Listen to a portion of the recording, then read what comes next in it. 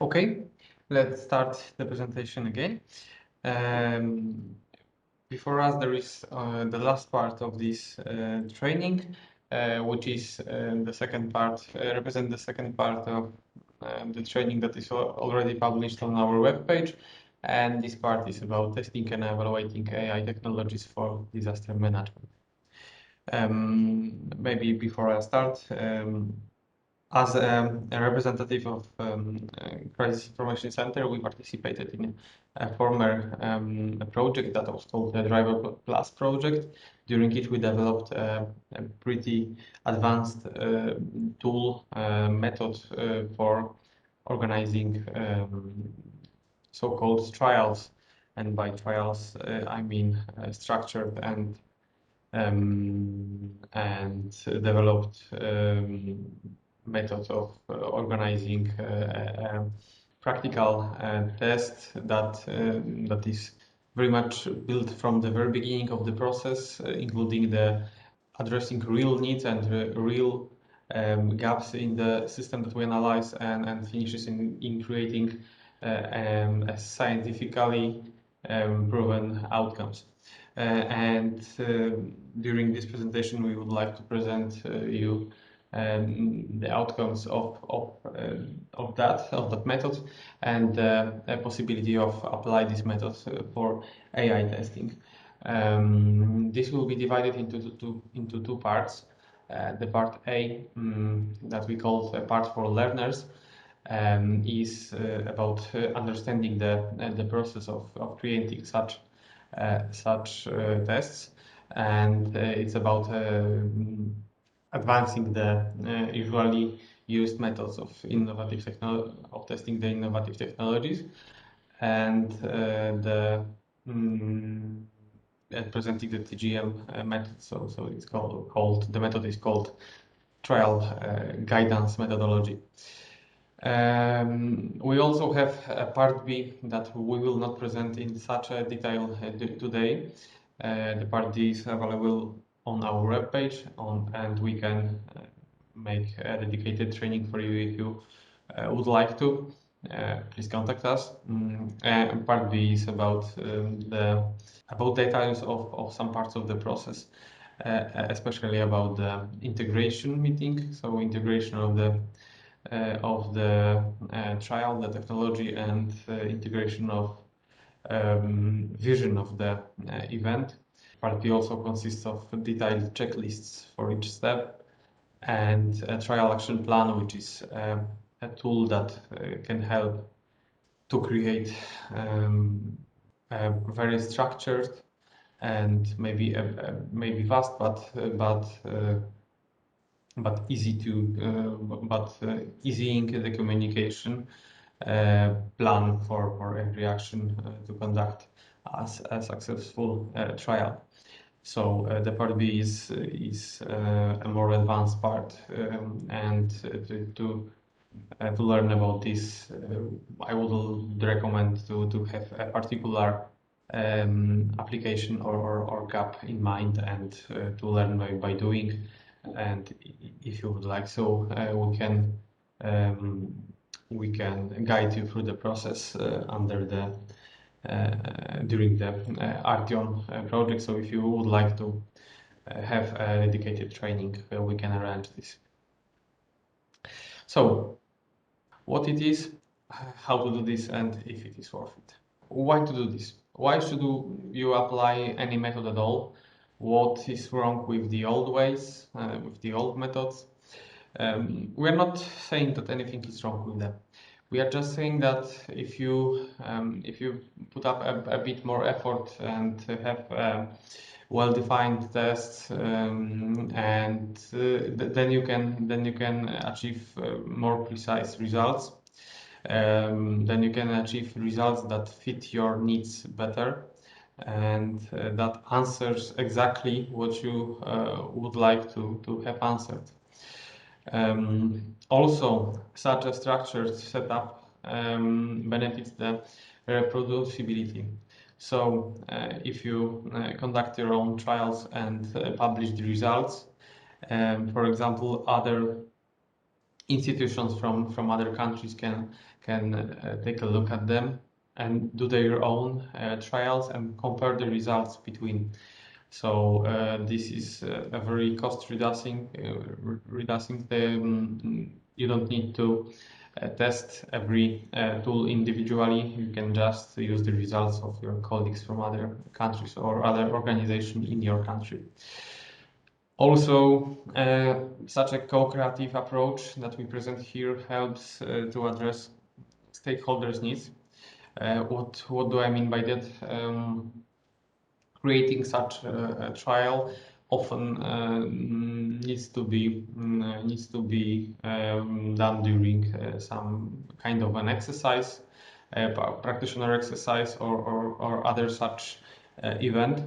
And during this event, the scientific, the technology part has their needs, but also, as we've seen by the question that was asked on the chat, the stakeholders, the first responders, the crisis managers have their own agenda and would like to get their own answers. And having such a co-creative approach would help to have both of those sides in mind during the process. And the knowledge network approach also, it is putting much stress on it. So the knowledge circulates around in the area between the area experts across the Europe, and can be used as a kind of benchmark for future solutions. So this is why we think that the personal experience is very important, but it may be not enough in general, and applying, of course, the personal experience, but also a structured method may be more beneficial for everyone. So we have an answer for why to use any method at all, but why to use our method? Generally, it's overall a rather robust method.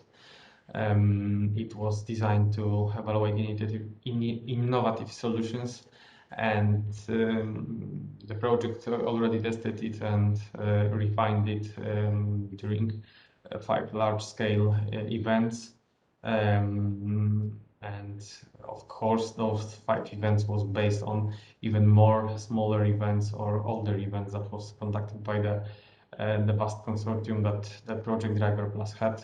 Project Driver Plus was one of the biggest projects and took several years to finish. So it gathered a lot of experience in this field, and in the end, it gathered a success story packet on it. So it was recommended. And we are representing this method because we, as a SRC PIS, so Crisis Information Center of Space Research Center of Polish Academy of Sciences, we coordinated all of those Driver Plus trials, and we witnessed all the benefits and all the limitations of this method, so we can speak of it. We also co-created it and helped to develop the training module for it. Of course, you can find the full methodology on those addresses. The easiest way is to just type TGM Driver Plus in your Google search engine and you will find it. The methodology was translated into following languages. So we have, of course, English version. Also, there is French, Polish, Italian, Spanish, Dutch, Swedish, and Estonian ones. Of course, there are other organizations that are also training in the usage of this methodology, and you can access all of them using the CMINE portal that was also used to host the registration for this meeting. Okay, So let's start with the principles of the method and defining the trial. The most common mistake is to mistake the exercise and a trial. Exercise is a process that is mostly done to train the participants by improving their the way they operate, and to fill this task it needs to not touch the status quo of the equipment and procedures, so it needs to base on the existing equipment and existing procedures. It will be focused more on the human behavior, human skills, and human knowledge of using those equipment and those procedures. As you can see, for most exercises, putting a new equipment and a new way of doing things into this exercise is making them more complex, and somehow is putting a lot of stress on the participants. That's why we propose to not test new technologies, innovative technologies during the exercise, but having a additional part of the exercise that is made especially for this kind of trialing. So the trial is a process that is aiming at solution assessment and has a very defined aims, goals, and methods. And why is the general reason to have a trial?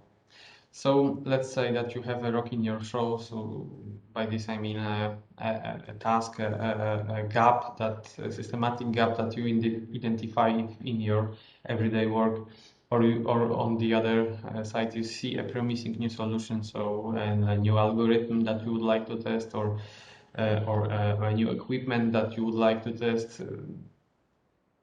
And you think that this is interesting, but what now?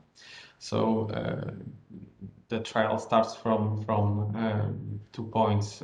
From the problem-driven point, so you have this gap and you would like to bridge this, or the solution-driven point of view, when you find you have found an application, an AI tool, or ready solution, and you would like to check if it fills the gap that you think it fills. What is the mindset behind it? So why to do this? Why to not just test it if it runs, and if it runs, then include it in your everyday job? The simple test that will just validate if the tool works.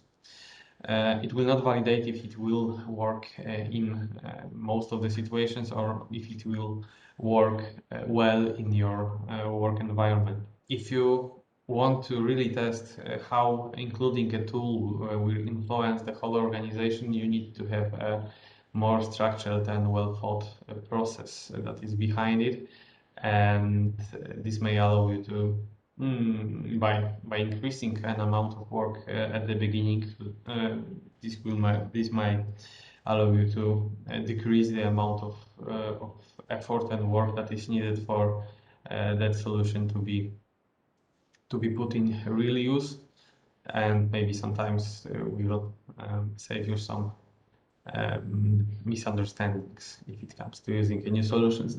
We are pretty much aware that sometimes after introducing a new solution to your work, for example, in a new tool, you may not find the results that you was wishing for, and feel a bit not happy about this. So the main objective of the process is to assess innovative solution like AI solution, AI application, machine learning application in a very realistic context that is non-operational. So we don't put in danger anybody. and to have a structured approach to this, so we can reuse the effects, or we can analyze if we somehow fail in the middle of, if the solution fails in the middle.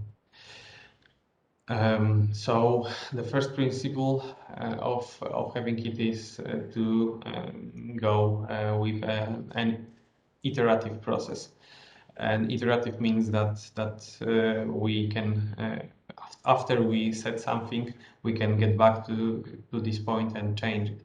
For example, we have 5 points on this diagram, and that points are what we are going to do, how we are going to do, how to measure the impact, can we measure the impact, are we still realizing our goals, initial aims.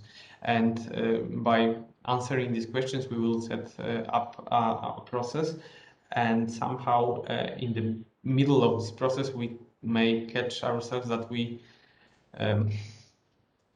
floated from the initial aims. So in this moment, there is a time for a correction to these initial answers, and the goal is to finish with already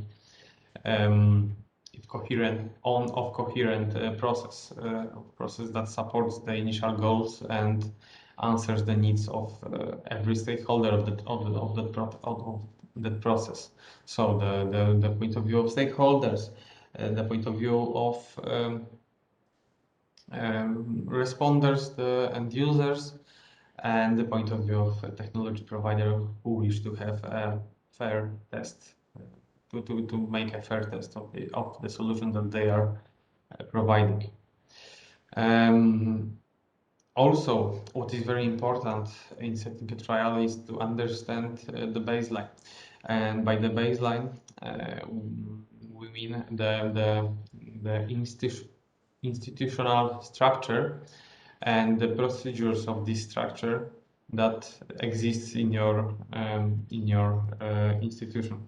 So, for example, this might be a workflow that you already have, and in which point of this workflow can the innovation be applied. This may be a very good starting point for the future work, because it allows the identification of the ways that the solution can really improve your work, and this may sometimes provide the answers that are not so that you not initially thought of. And the other principle of trialing is to consider all the dimensions. So firstly, the trial dimension to validate if the environment that you provided for the testing is realistic, and if it allows the solution to be tested in their full scope. The crisis management dimension is to validate the impact, if the solution have the impact that you wish it for on the crisis management processes that you have in mind. So if it really helps, and the impact can be either qualifiable or quantifiable, but still you somehow should look at that impact. And of course, there is the solution, the tool dimension. So it is to validate if the, for example, algorithm itself is efficient, if it is correct, if it is easy to use, if it is ready to use, and so on. By conducting typical tests, you only check the tool dimension. So as you can see here, the trial dimension helps to enlarge the scope of the testing activities. And of course, there are also other things that you need to consider. So every picture on this graph is showing factors that influence the final effects that you get.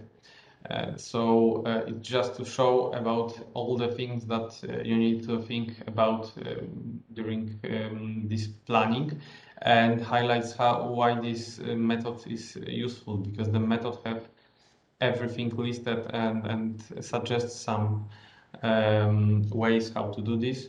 So it really takes a lot of effort from the shoulders of people preparing the trials, the tests, and allows them to use already prepared procedure to conduct this. This procedure is, for example, seen as a trial action plan, so a tool that allows you to plan and to not forget of any of this, because we think that forgetting about any of those points, if you are preparing the trial, and may cause it to fail in the end. So to get, for example, the result that you measured something, but these measurements are not useful or are not representing the real efficiency of the algorithm or so on. What is the proposed structure of the method? The method is shown as a graph, as a wheel, and it has a starting point and it has an ending point, but it should be progressed in iterative method. So, for example, when you start from some gaps and context and progress through initial steps and then the execution of these and the evaluation planning, you can always take a few steps back and check if, and should do this, to check if the initial points are still proper and are still fitting your setup, your approach. In this method, you spend the most of the time during planning, and even more than during preparing the trial, but it helps to get really useful outcomes. So as I said, the iterativeness is a key, and it should be rotated around as many times as it is needed to get the results that you hoped for. So it's like update the goals, set your boundaries and define barriers, set milestones, check the feasibility of the process, and adjust everything around and again and again. This may look like it's a very long process, but of course this is scalable. So if you are looking for a rather short and simple trial, then the process can be done in one evening. But it's about more or less the mindset, the feeling that you need to think out everything very well before you start to doing. So the process can be generally drawn like this. It's start from getting the understanding what you want to achieve and what are your practical implementation directions, and then checking the practicalities, so limitations, and maturing the process. Then you will progress to the state that you will understand that what you can achieve and what you want to achieve and how you are going to achieve. And in the end, you will have some needs for fine-tuning the selected methods to overcome the technical issues and execute your trial well. And of course, the finishing and the most important step is the processing of the outcomes and the evaluation and the paper or just the report that will follow your tests. So as I said, time-wise, we believe that 70% of the time should be used on thinking about what are you going to do and preparing everything, and you also should have planned some time for doing some kind of a dry run or rehearsal, so to test if before you invite the practitioners, before you go to the exercise, or before you ask the volunteers to participate, just to check if everything is working correctly. For example, as we had an example, having this kind of a check might help to verify if in the area that you would like to do your testing there is coverage of a GSM signal, because your tests are not about testing your trial is not about testing the quality of coverage of GSM signal in your country, but on assessing the application. So you should select the surroundings that allows full practitioner use of it. So this is one example of how rehearsing or how having a dry run, a test before the test, can really increase the effects that you get. I will now go through the steps of this method. So I will not go to the details, because this would make our training a lot longer. As I've said previously, if you are interested in receiving a deeper dive into this topic, we can arrange a dedicated training session just for that. So the first step would be to identify what are the crisis management gaps that you would like to fulfill. Of course, there are such gaps available and already identified in existing press, scientific articles, and so on. However, you can also do your own analysis, just discuss with your colleagues what exactly are you do you want to test, or what exactly how exactly would you like your solution to be used in the future. So in the what context you would like to test. There are dedicated methods for this, like desk research, so studying the sources, internal or external sources, focus group interviews, or just workshops with experts. But the idea is to define what is the gap that you want to cover. The second point is to describe the context. So all the, for example, the technical partners, the persons that will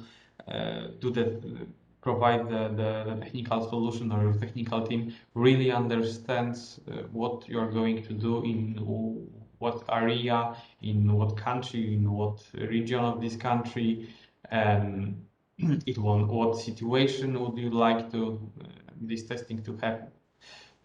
For example, to describe if the solutions, the application that they are providing needs to be used in the field or in the office, in the place that there is an access to the electricity, or in a place that needs to be that the electricity needs to be a part of the solution that we are discussing, and so on and so on. So the trial context is in general to describe who I am, where I am, what I'm going to do here. Of course, there is a template that can be used for this that will help to set this context. The template is a part of the original Driver Plus methods that I mentioned initially.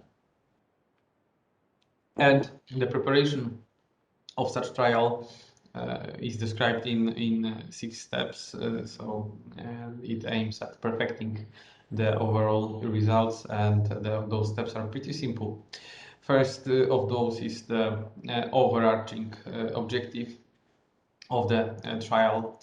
we recommend that the objective should be smart. And by this we mean that it should be specific, measurable, achievable, reasonable, and time-bound. And the same goes with the trial question, which is actually the research question that aims at one or more functionalities of the solution. So if the general objective should define what we want from one solution, then trial questions should specify this, and they can be more than one research questions or trial questions per one solution. After we have this, there are a lot of criteria to formulate this, and all of them can be accessing the full version of this presentation, so I will not read them. When we have this question ready, then we should think about two things. First of them is the data collection plan, and second one is the evaluation approaches. Those two things should go in the same time. So first of them is how we are going to collect the data, the evidences of how the solution is doing. And the second one, the data collection plan, is exactly how are we going to do this. So how do we plan it? Who will do this? How to do this? How to measure? What to measure? And so on and so on. So these 2 points will be needed at once. And the final point is to set the scenario. We should not start from the scenario, because if we start with the scenario, we can omit some things that normally would be not omitted if we go from the objective. To be honest, we used to start from formulating the scenario, and this is the lessons that we learned through a few years of our work, that if you start with the scenario, then you can miss some points and don't see elephant in the room. So that's why we think that scenario formulation should be done after some initial things are set already. And the last step is to confirm the solution. We have the tool, for example, AI algorithm that we would like to use, but the solution is exactly how do we want to put this algorithm in use in the procedures of the practitioners. So this solution will consider not only the AI, but also the environment around this. On which computer are we going to test it? Who will be going to test what person or profession of this person or knowledge should have, and so on and so on. So if we are going to use it in the field, the part of the solution might be the power generator that is also needed for this, or the considerance of how this solution would be provided into this field. So do we have a vehicle that can carry it? Is it small enough that it can fit to this vehicle, and so on and so on? If we are discussing the AI solutions, then we should, for example, consider if we have a place that we can set this the workstation for this solution. Should we operate it on our laptop in the car in the occurrence of a rain, for example, or should we have a waterproof or weatherproof laptop for this, and so on and so on. And of course, all these solutions, all these steps should be do iteratively. So after we finish one, we should take a look at the points before and see if they are still okay for the decisions that we already took, or maybe we just adjust them a bit. There are a lot of criteria that we should consider during this process, and to double check them at each point of the process. to see if we are not missing anything. And if it comes to the execution of a trial, we propose this approach. So let's not just think about everything and then go to the exercise and test everything. Instead, let's have at least 2 meetings before and with the most important participants. And the first of them should be, I think that we called total integration meeting. Integration meeting is a physical, if it is possible, of course, it's a physical meeting for all most important participants, during which everyone can present what they want to do during this trial and understand where are the gaps between us, between our understanding. If we are speaking about the same process, if we are if everybody will be happy after this, so we don't end up with very not satisfied first responder who thinks that solution is not really good just because we showed it to him in a very wrong way.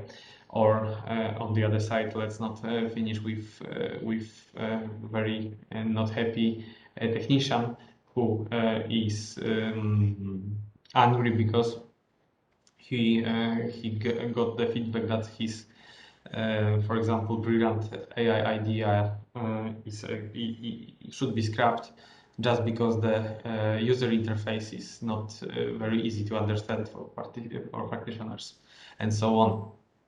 Or just the keys on the keyboard are too small for their hands in gloves. So this is the idea behind the total integration meeting, and after this we would propose to have a few, how many, it depends on the scale of the event, but to have at least one dry run to test if the trial design and all technical infrastructure arrangements at the location are working for the trial. From our experience, we would like to go through the process with 2 rehearsals. So when the first one is most likely the test of a setup, and the second one is going to prove that everything is working, and the second rehearsal should be done, for example, 1 day before the exercise, or in the beginning of the exercise before the volunteers and practitioners arrive. So as you can see, the method has everything drawn in more detail, and there are some methods listed here that can help to have each of those points. And of course, there are checklists for them, but we will not get into them in that detail because, as I get to say it again, we can create a dedicated training just for this. And to highlight this before those dry runs that I said, the rehearsals, there are some time for adjustments, so those adjustments are very important.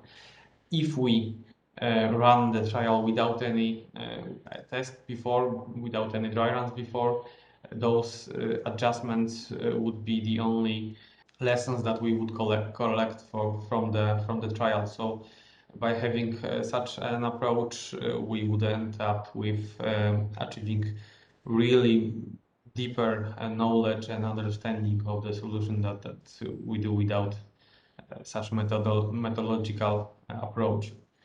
And other thing that is worth to state here that for the first try run we should achieve full readiness for it. So what do I mean? We should be more or less sure that we are ready for the final test, and then run this dry run, not to run it in the middle of the preparation, because from our experience we always identify a lot of hard points or difficult situation during this first test. So if we run it unprepared, then we would just end up with a really big mess. So there is a need to achieve a full readiness for testing, for full technical readiness at least, and then test it and see what else needs to be fixed. And of course, this the kind of a first test will sometimes end up with very practical issues that are identified. For example, if the plugs are fitting the system that we are using. For example, electrical plugs that can from other country may not fit. And so on, the user interface, the firewalls, every such simple issue can be identified and eliminated during those costs, not during the real event, and then we save time during the real event and we save our stress. And of course, the trial run, and for the trial run, so the exercise or event that we will do this with stakeholders from outside the group that was preparing the event. We have some tools that can be used for those. For example, the checklists or instructions on how to prepare.